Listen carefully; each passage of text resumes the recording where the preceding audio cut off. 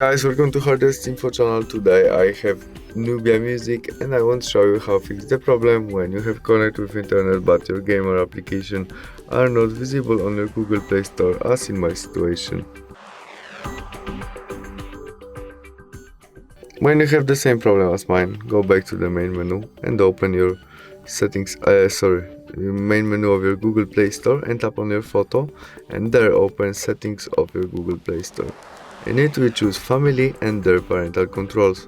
As you can see now, I have PG3. To visible game or applications Mobile Legends game, we need more than PG3. To change it, tap on it, enter our connect pin to parental controls, and after we set it, we can change it from PG3 to maybe allow unincluded unrated, confirm by got it, and save.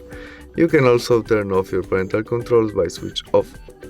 And that's all. We can go back and try search Mobile Legends games again, which is visible right now, and we can install it.